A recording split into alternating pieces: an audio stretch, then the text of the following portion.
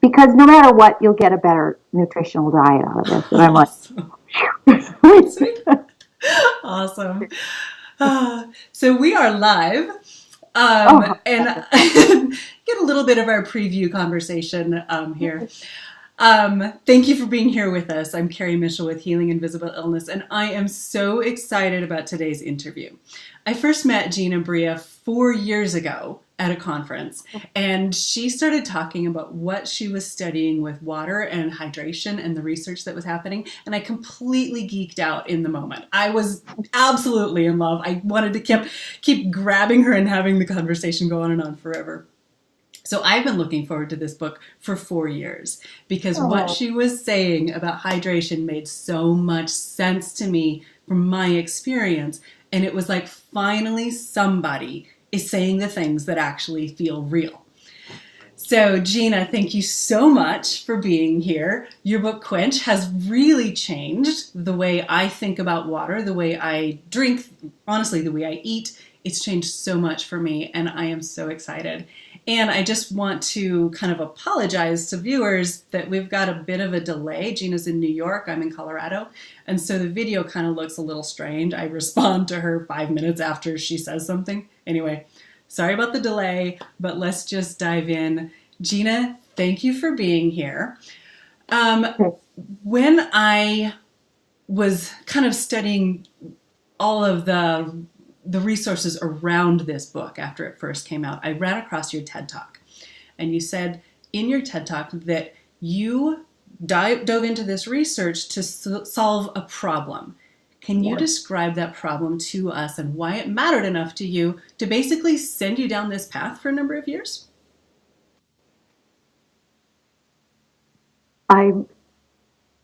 This is so fun. Can you imagine me sitting here getting to share by video? Let's pretend I'm in Nigeria, by the way. That will just make it fun with the delay.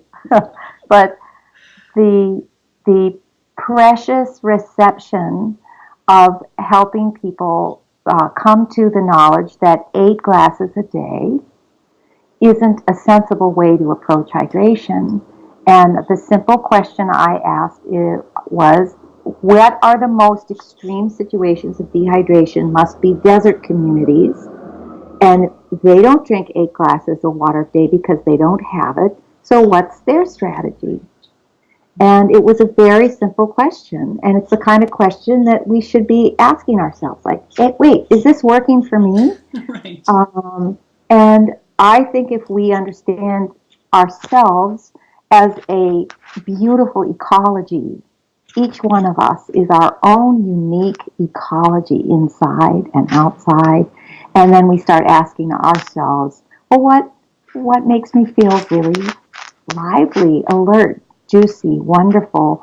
I'm going to go for that. Mm-hmm. And the desert research was simply to try to answer, how do they do it without 8 glasses a day? And then the personal part of that story was my mother, who was an elderly person in a nursing home, was having chronic dehydration issues. And if you've been in that story, as so many of us women are, who are caretakers to our elderly parents, and we know they're drying up. We're watching it. And we're in these helpless situations where some other staff is taking care of somebody. And I knew that trying to get my mother to drink 8 glasses of ice water. You ever seen an elderly person drink ice water? No. Mm-hmm. So I knew that was a hopeless approach. So what could I find that would be different? And stumbling into the knowledge that foods, all sorts of foods, actually hydrate better than liquid water, was so exciting for me, and it really helped my mom. And this is what I want to spread. I'm driven by our vulnerable elderly they should not be dehydrated. So, Wow. And so you brought your background as an anthropologist and a researcher into this question to really figure this out for mom. I mean, that. I love that, because the passion behind this for you is so apparent. So that's awesome. So Tell me what you learned. Tell me what the deal is with water. Right. Right. So there's a very sexy deal with water right Okay. now. So here I am. I'm only 5'1".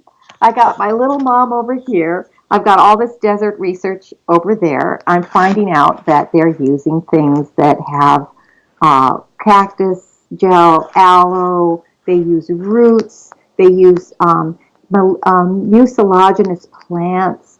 And I'm thinking, what is that gooey stuff? Like if you think of aloe Mm-hmm. and you see that clear material, I was like, wow, this is the thing that's showing up all around the globe. It isn't the same plant, but it's a plant like this that has this gooey stuff or clear, thicker version of the innards of the plant. So Okay. I was like, who can tell me what that is? I've got to find out right now because I just noticed that that's the commonality around all these plants. So who can tell? Who do I call? Do I call a botanist? They don't know any. They didn't have any more information than it was, well, it's a polysaccharide material. They could break it down into the chemistry, Okay. but that didn't tell me what it was Mm-mm. until I stumbled on a scientist, a water scientist, out of the University of Washington. His name is Gerald Pollack. He's a bioengineer, and the reason I called him is because he had a book out called Cells, Gels, and the Meaning of Life, the Engine of The Life. engines. Mm-hmm. I thought, oh, he's working with living cells. That's got to be interesting. I call this guy up. He takes my call. Like, why? Why? Some lady in New York, Oh my I'm God. calling him, Awesome. Dr. Pollack, what the hell is this stuff in a cactus? And he's like, well, it's actually the fourth phase of water.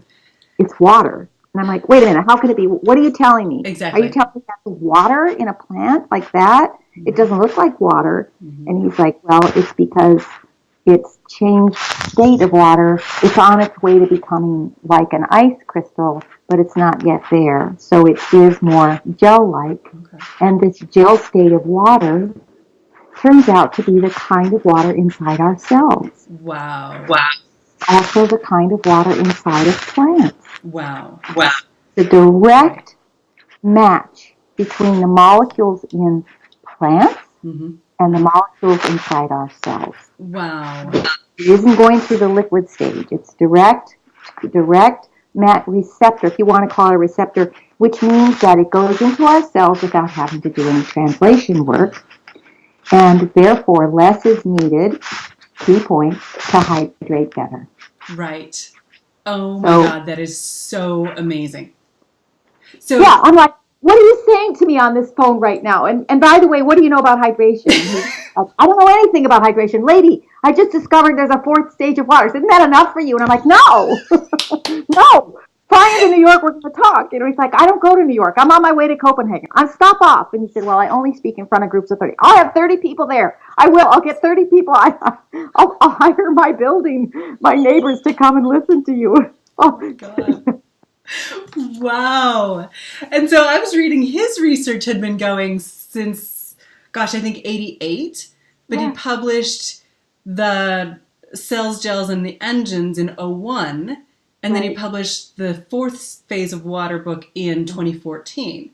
Right. So he's been studying this for decades. Yeah. And this is a major paradigm shift. We have been told all our lives that there are three states of water. Now you're telling us there's a fourth. This is huge. And it's the one inside of us. When you tell people, like these physicians that I was talking to, oh, that's not H2O inside of you. Okay. That's H3O2. It's actually a different state. Still water, but they're like, go away. Right. Yeah. Go away. I imagine. No. I imagine. Right. Okay. And so the structure of it is actually different. It's H3O2. Yeah. Okay. Which simply means that if we can do a real shortened version of this, it just means there's as all the water molecules start to link up, they create a cascade of energy, and an electron starts jumping from one molecule to the next. Wow. And every time it jumps, okay, hold on, because this is going to blow your mind. Every time that electron jumps, it creates a little charge, Okay. an energy charge. So this stage of water conducts electricity at an exponentially higher level than liquid. Wow. That's amazing. Yes. It means that now the energy available for us to heal, to be smart, to be bright, to increase our mood, to increase our cognitive capacities, all becomes embedded in what kind of water we're drinking. Wow. And this is really important news, especially for our elderly who are dealing with balance problems, urinary tract infections, cognitive decline, vision decline, hearing decline. And when you say, wow, if you shift the state of water so that it's in its ultimately natural state, like what water does when it tumbles down a stream or a mountainside, or what ocean currents do, those are all motioned water, energized water. When water sits still for a long time, now I want you to think about sitting in a plastic bottle, the back of a truck, on a grocery shelf, those electrons stop jumping. Okay. So that's how the difference between a bottle of water and a salad, where that water's already in the plant, it's ready to go. Okay. Why salad can be more hydrating than a bottle of water. All right, let's talk. Yeah, let's jump straight to this. So, salad is not moving. So, tell me more about how the water inside plant cells is in that moving state, that energized state. Can you describe that? Yes. So, movement creates this kind of water. Mm-hmm. Sunlight or light waves or electromagnetic waves. Okay. But sunlight also changes that state of water. So water exposed to sunlight, very simply, or water exposed to minerals, which also drive that electrical function, or water exposed to motion, all of those begin to go into this state because water's seeking this state for itself. Okay. So nature's got tons of ways to get water back to this state after it's been still for a while. Okay. So it's just water trying to get itself energized again. It's been awesome. So what plants are getting the transmission of water into that state by virtue of being exposed to sunlight. Wow. And that's why the water inside the plant cells have already been changed into that state. Gotcha. Conversely, when we talk about electrolytes, so if you put a little pink salt or sea salt or natural salt in your glass of water, that also starts the battery, that electron loosening and going down the cascade and getting that water going. So we have lots of strategies to get us there. We just need to know we need to do it. Right. Okay. So one of the main tips that I have taken away from the book, and here's my water glass to prove it, is that I am constantly drinking water that now has sea salt, and today it's mint in there. And I didn't exactly understand the science of it in reading the book, that it's the electron cascade that the salt introduces into the water that starts the activation. Is that right? Yeah. Or the contact with plants. And the contact with plants. Right. So now you have like a super double version there. I know, right? Oh my gosh. And it's amazing. I mean, I feel better. I have more focus and clarity during the day. I've actually lost an inch off of my waist in a month. Like, changed nothing but the fact that I'm drinking water with salt and mint in it. Okay. This is awesome. But you said something else that I have to ask about. Sunlight. I have said for years that I feel better when I'm out in the sun. Is that part of what's going on? Is the sun activating the water that's in my body? In your body, inside your cells. I'm in love with you right now. That's the greatest piece of news I've ever heard. I love this. The potential for our own vitality, juiciness, aging, contributions through our cognitive moods and capacities, all of this, because by molecular count, we are 99% water. So that means that of all the molecules in your body, 99 out of every 100 is a water molecule. Okay. And when we get those water molecules to start their cascade, wow. Okay. And that's what we've been missing in the health story, and especially the chronic illness story. Because if you just go upstream, and instead of putting it in the silo of autoimmune, diabetes, cognitive decline or function, if you back up and you get to just getting those water molecules functioning with high electrical charge in your own system, it will find the silo you need and bring that back to help restore that health. So water is our first and most protected medium. And it's such a fun start to the story. It's just so easy for people. Right. It is easy. So let's talk for a second about some of those strategies that we can employ super simply, like honestly salt in our water. What are the other, what else do you suggest?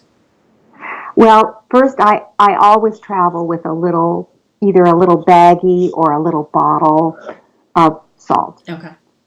Natural salt. Awesome. And that way I end up at a restaurant, I'm having lunch with someone, we're in a meeting, I'm always able to change my water. Okay. And I open my bag, I don't care who's looking, I put a little salt in, they're all curious, and then they started, and they want some too, I have to keep replenishing my bag. But just have that somewhere in your travel life. Right. That's a really valuable thing, especially if you're getting on a plane.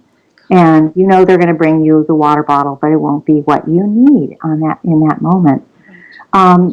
Also, switching to fresh foods. Okay. Go grab an apple, have some watermelon, cantaloupe, even cauliflower. Cauliflower is, I know it's above 90%. I don't remember what the number is right now. All those fresh foods are above 90% water. Wow. So anytime you're eating fresh food, you're hydrating. And nature put that package together for us. Right. Because part of the issue with all the guzzling we're doing is we're not absorbing that water. It's flushing through our systems. So when you eat the natural package, what you're getting is the fibers also help retain that moisture so that it can be released more slowly into your system and not just flood through you. We've all had that experience where, we're desperate to be hydrated. We keep drinking and nothing seems to happen. Right. So that's an absorption issue. That's an easy fix when you start thinking. Can you describe what happens in our bodies when we just drink regular water versus eat an apple? What does our body have to do to transfer the water into an absorbable state? So it has to get that electron cascade going, right? Okay. So regular water has to come in contact with water in our body that's already charged. Okay. And if there's a lot of liquid coming in that isn't charged, you're using up the charge that's in your body to get that water to translate. So it's extra work for your body. Right. And it can actually be tipped so that you get more liquid in there than have charge going on. And that can be, that can make it super hard for your body to get this work done. Whereas if you're putting in waters from natural sources like spring water or water that you've salted, or from a glass of beet juice, or having chia pudding. Oh, chia pudding, man, awesome stuff. That's all coming in and supporting you to go do that great work that your body's trying to do to heal or to just keep you happy. Your body's trying to keep you happy. Right. Yeah, I remember when I was sick, my salt balance was so delicate that I was never much of a water drinker to begin with. But when I would drink water while I was sick, I could tell that I was running out of salt. I would just get fatigued and headachy, and it never felt right.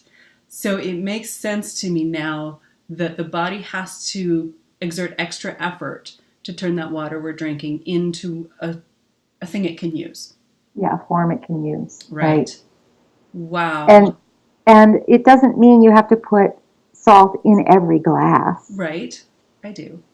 It's just allowing you to keep that strategy in mind, maybe every other glass. Or I like to use liquid minerals because I know I'm dealing with a lot of soil depleted foods in our food chain. So I will just put liquid minerals in a glass of water. I would only do that for every glass. That's a once a day kind of strategy. And I'm not saying we don't need liquid water because the volume there still counts. It's got to function, but it needs help. And that's the message we're trying to do is partner up that water with foods, with fresh foods, with salts, with minerals. That's a really important piece of information to get in people's hands, especially now we have the whole sodium issue, and you have all people being advised they shouldn't have sodium in their life. Meanwhile, we're selling salt licks to farmers so their animals don't fall over in the field. It's like, that's another one of those. Could we think about this a little bit longer? That doesn't make sense to me somehow, but yes, it's the table sales do want to evolve. Right. Yeah. Right. So do you have an idea of how much water, if 8 glasses is not what we're shooting for, how much water we need to be getting in? Right. This is what I love about Quench. Because let's just say that if you were a physician and you were writing a prescription for water and you had every size of patient or client come into your office, you wouldn't ever think of dosing everybody the same. No. So starting the conversation with 8 glasses for everybody already doesn't make sense in a true medical model. Yeah.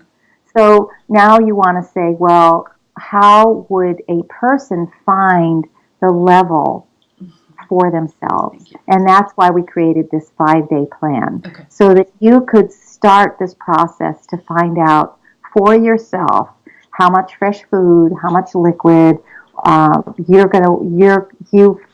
start to feel that optimization at. And that's what we really wanted people to find for themselves. For some people, it's obvious going to be 8 glasses of water a day. And for other people, they'll never achieve that. And so that they exit the hydration conversation because they already feel failed. Totally. And they never get out of that fatigue. So this is a way to say, oh, honey, let's just do a couple cantaloupes, a little bowl of blueberries. At the end of the day, why don't you have some chamomile tea?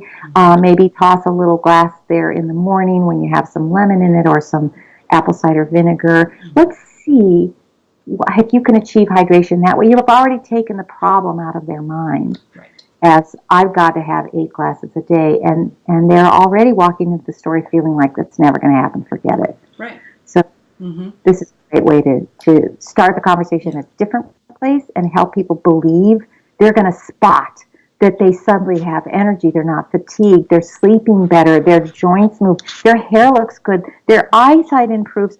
Oh my God, where are we going to stop with this story? Totally. Right. And so the 5-day Quench plan is in the book. It's about halfway through, and it's incredibly simple. It starts out with just, start this. There's a very simple protocol. How long have you been using this? How long did you stay on that simple plan, and have you adapted it from there? Well, I basically live by the plan. Okay. It's my strategy for moving through my day. Okay. But I notice that it modulates. So if I'm traveling, I immediately notice, wow, I need that another glass by the end of the day, or I'm going to go find a super green juice somewhere on this street corner because man, I can feel the afternoon fatigue coming in. So what I love about the plan is that it not only gets you to alerts yourself to how you would feel if you were really optimally hydrated, but it also gives you now skills for noticing when you're starting to go down. So now you have strategies for intervening, say around 1:30 in the afternoon instead of collapsing at 3 and going, what is going on? And also, I think a big place that we're not talking about hydration is sleep. So good sleep really needs hydration. At night, that's when the sanitation trucks in your body come through. They need water to flush out all those old detox stuff. So you want to be providing that water during the day so you're not stuck at night trying to hurry up and hydrate so you can detox, and then you get interrupted sleep because you have to get up and pee. Right. So that strategy of thinking of, getting in place the feeling, the best motivator is, do you feel better? You notice you feel better. You don't want to get back to not feeling bad. Right. So you go do these things. They're so simple. Awesome. Yeah. Awesome. So 5-day plan, just, we even, there's so many people I know who say you must have 2 large glasses of water first thing in the morning. Mm-hmm. Try telling that to a little old lady. Yeah. What we try to do is say, have a nice cup of little tea, maybe put some, enjoy yourself. And it's not a task. Exactly. It's a delight to find out, hey, my knees feel great. Mm-hmm. Right. I'm seeing better. Yeah. I loved that too. The approach of the plan is not heavy-handed, you must do this. Because if I was told I had to have, and I have been a million times, told I had to have 2 glasses of water before my coffee in the morning, I would shut the book. I mean, literally, I am never going to do that. But yeah, the approach is very real world. You and Dr. Cohen have put together a book that is so readable, so incredibly approachable.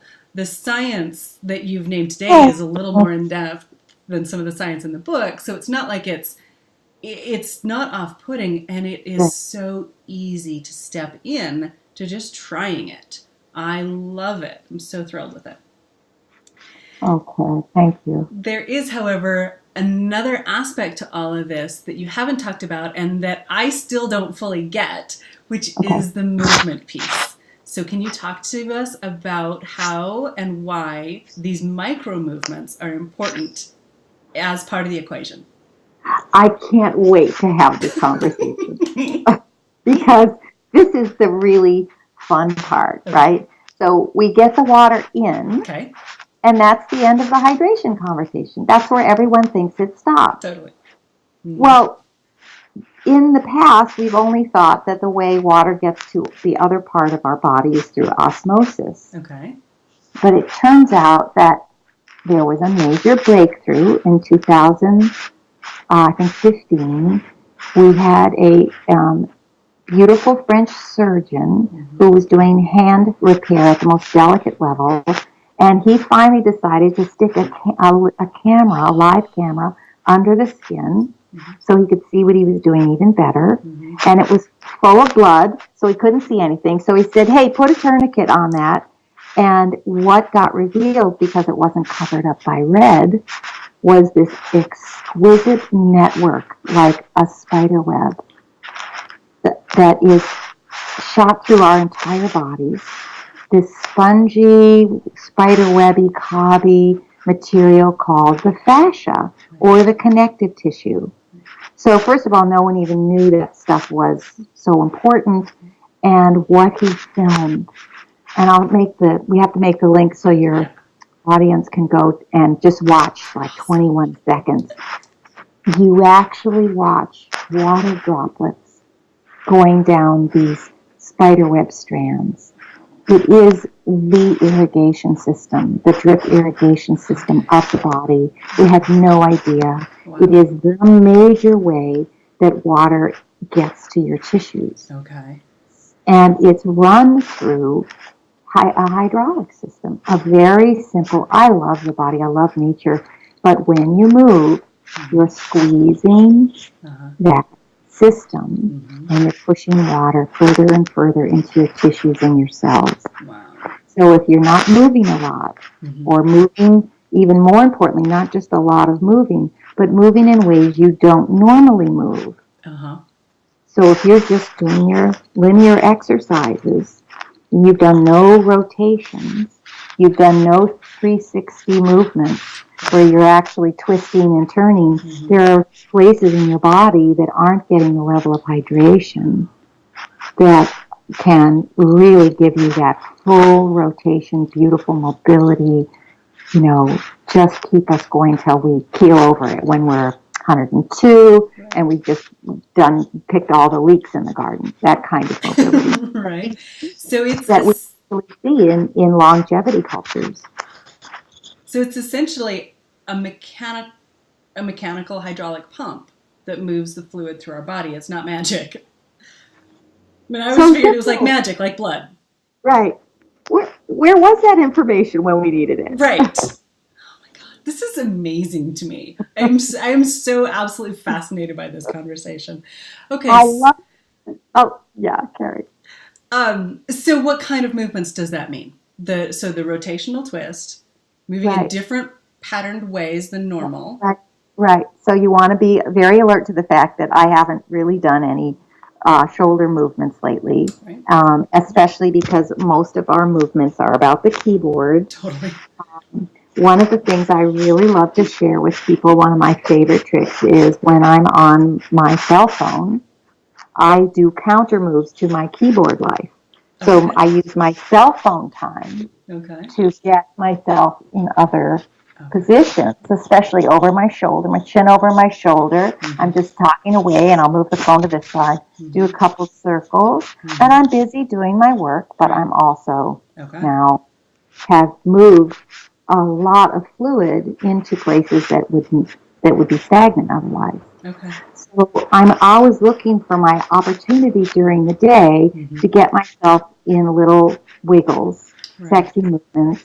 One of the research strands that we pulled in Quench was following a study of, I think it was 26,000, it was a big number, of women in England that they did a longevity study, fidgeters versus non-fidgeters. Okay.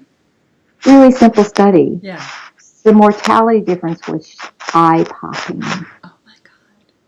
And just small. So if you just say, oh, I'm going to become a fidgeter, but you kind of add a sexy little component to that. Okay. Like, where's the juicy sensuality in our life? Okay. You know, to be a woman or a man, but, you know, we're talking about this quality of juiciness.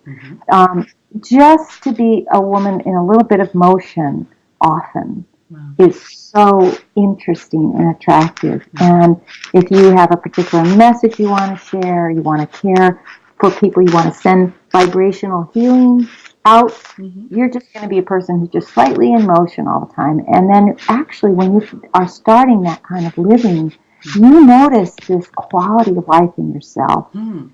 Vitality in yourself really starts to change. Your motor's just on a little bit all the time. Okay. You have sat down and died somewhere. Right. It's like you're just going down to sleep. Yeah. So this is not about like a big workout. This isn't a big deal. This is just little movements all the time. We call them micro movements to help people get this idea. Yeah. And if you think about how little a cell is, if you're squeezing a cell, you only need a little tiny bit of movement to press that sponge and that connective tissue. Very potent information. And for women especially, I really like to help them understand, look, we need to move our breast tissue. Yeah. You need to just grab the door frame and just twist a little bit and get that flush going through your breast tissue, through your armpits. Because when else are you going to be doing that? Right. You know, so if it's part of your day every day, just get your hands over your head, you know, and just get yourself a little couple squeezes where you know your tissue's being squeezed or compressed in some way. You're doing big work on your body. That's awesome. You know, just think of throwing a pebble in a river, or not a river, a lake, a pond. You see a lot of effect from that small movement. Right. So micro movements are awesome.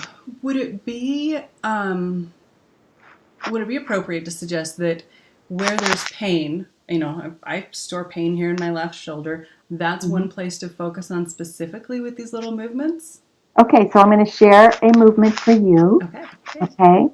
Very big surprise. Okay. Your chin can get to your back. Okay. And the way to do that is if you start rotating your chin, just drawing circles. Okay. Small circles, you bring your chin in, you move your chin out. If you start dialing into your body, you're going to realize, wow, wait a minute, I actually can feel between my shoulder blades some movement from moving my chin. Right. Mm-hmm. And now, if I really dial in, I'm going to look for the spot Uh-huh. by how I move my chin. Right. If I move it down to my chest, I get a really big movement. If I scoot to the left, I can get more of this shoulder over here. So you're actually using your all the muscles in the back of your neck by driving them from your steering wheel here, your chin, to get motion into places that are typically stuck and frozen. And you can then get some hydration in that. That's really going to help the pain. Wow. And so that is working, that's kind of pulling and not twisting, but anyway, it's tugging on the fascia from here all the way back to my, right? Right. Right. Wow. Surprise. That's awesome. It's such a surprise. Mm-hmm. It really works. Now, I happen to do a lot of my micro movements in bed. Okay. Before I ever get out of bed in the morning. Mm-hmm. So I lay on my bed. I wake up. I immediately reshut my eyes. World, you cannot have me yet. I love that. I dial into my spine. Is it warm? Is it lengthened? I feel the glory of the laying in bed and waking up from rest. And then I just start to maybe massage the mattress with my shoulders. Okay. Or I put my chin down. Or I raise my hips. I just get a little juicy movement going before I ever get out of bed. And I just love it. It's just like being so friendly with yourself. Awesome. Yeah. God, that's so cool. I love this. Okay. And then, so again, you've got a really extensive set of potential micro movements that people can be doing that is in the book. So for viewers, I don't know how many times I can say this, but read the book, for goodness sake. It's amazing. I couldn't wait to have mine delivered in person, so I have mine on my Kindle, or I would show it to you right now. Anyway, so the 5-day quench plan is in there, and it's a very easy jump start on how to start getting hydrated. And then the micro movements, what do you call it, legend is in there too, and showing you how. So there's always, okay, how do I phrase this question? This is an ongoing passion of yours. A book has a deadline. Has there been anything new that's come out since that you couldn't get into the book? What else is happening in this world? Thank you. Yes, thank you so much for asking, Carrie, because in this process, I really want to say something new. Okay. And that new thing is hydration is a spiritual practice. Okay. The water in our body is a reverent thing. Water anywhere is something to be reverenced. We're 99% water. Yeah. Having a new relationship with ourselves as water beings, and also taking that glass of water and reverencing it and giving it to ourselves is becomes just a joyous, beautiful act. Small, sip. Thank you, done. But I'm living at a different level and in a different place since I started really thinking about hydration as part of our holiness, our wholeness and our holiness. Wow. And especially, again, back as women, we do, even though men carry more water physically because their muscles are larger, in all cultures around the globe, women are considered the water bearers.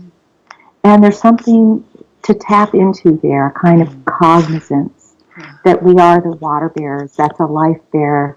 That's an awesome, beautiful thing. And I have now started describing on my website, the Hydration Foundation, that your personal hydration is the first step to worldwide water solutions. Wow. And I really believe that now more than ever.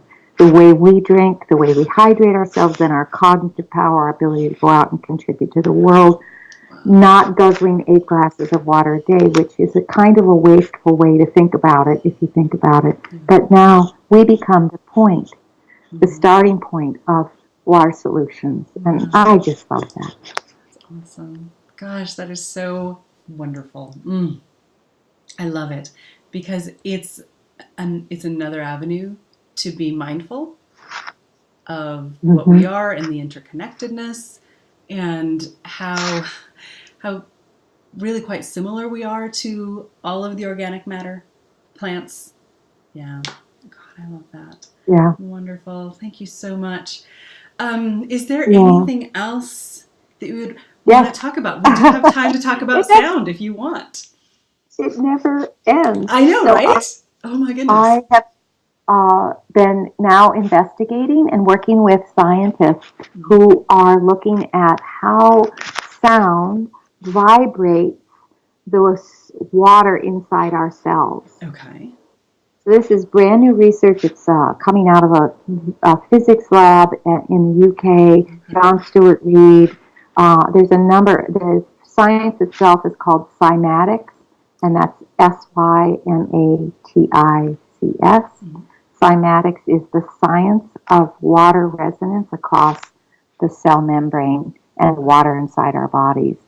And this is so interesting and valuable because it turns out it's a way to talk about hydration that isn't even on the map. Okay. So if we listen to the new research around sounds, using sound helps our cells function at a higher level through the medium of the water in the cell. So if we're well hydrated and we're listening to some really interesting tonal sounds, there's a lot of stuff on YouTube that's free. Yeah. Sound baths, sound meditations. This stuff is fantastic, and it's extremely health-inducing. Wow. And it's related to hydration. So now we get to talk about using sound to increase our cognitive power, our mood, our health, our skin, our brightness. Okay. So other people are going for the infrared studies and how infrared, the light waves affect us. That's important too. But we can also look at how sound waves affect us and affect our hydration in the cells. So there's lots of new avenues of research on this. It's really interesting. And real shortcuts to health, right? Like infrared saunas, right? And sound all of these things are, again, they're starting up that electron chain where the electrons are bouncing down the water molecules and basically starting up that battery. So whether it's sound or infrared or sunlight or salt or plant water, it's all starting up that battery. Amazing, right? That's awesome. Look at all this new information. Right. And everyone is still saying, 8 glasses of water a day. And you're just like, that is so uninteresting now. Come on. Right. And we're getting to a place where it's not even possible. We're running out of the ability for 8 glasses of water to be a real thing. Yeah. And we're coming toward a water crisis. So we have to have new options or old options again. Yes, I love that there really are ancient techniques. And, it's so much fun to just think, water the plant, then eat the plant. Right. That's a dual use of water. It's so smart. Right. Like, thank you, Mother Nature, for rain. Right. Oh, God, that's wonderful. Okay. Thank you so much. I obviously have absolutely loved this. Again, the book is Quench, Quench. I will have a link to the Amazon purchase below this video. Do yourself a favor and buy the book. It is amazing. It is simple. It will change the way you think about water, and you will start feeling better almost. You'll start feeling the effects within 5 days. I mean, I believe you will. I certainly did. Yeah. Gina, is there anything else you'd like to say as we wrap up? Yes. And that is, my job is to continue to support you in your hydration. That's my work now, is how to help people hydrate better. And I created a foundation called the Hydration Foundation where we disseminate information on how to hydrate better. And I have tips. I put up new videos as we come across these super cool discoveries. The fascia video is on there. Movement, people who are doing the kind of movements that we want to share. So anything new I find or discover, we're starting to put recipes so people can go find some new strategy that's really fun. right now I'm totally into basil, blackberry, coconut milk smoothies. That's my latest joy. Yay. That sounds great. That sounds fantastic. And, next week it'll be a different smoothie. Totally. So, Right. like, I Awesome. love to share that stuff. Cool. And so that is hydrationfoundation.org? Yes. Okay. So come visit me there. Yeah. Okay. Get our newsletter. We always put out the latest research. I love this new sound research that's coming out. And you can keep abreast of projects we're working on. We just helped release a video on women around the world who can now sing the Algonquin water song. It's a 4-second song you can sing to your glass of water. Awesome. Okay. Or while you're doing the dishes or taking a shower. Come on, that's so fun. Stuff like that. So come visit us. Yeah. Awesome. Wonderful. Thank you so much. I'm thrilled beyond words. And check out the links, go buy the book, visit Gina on the Hydration Foundation, and really it is such a simple way to change so many things about your health. All right. Right. All right. Again, thank you, and we will see you on our next interview. Thanks, Gina. Thank you. Of course, Terry. Thanks so much.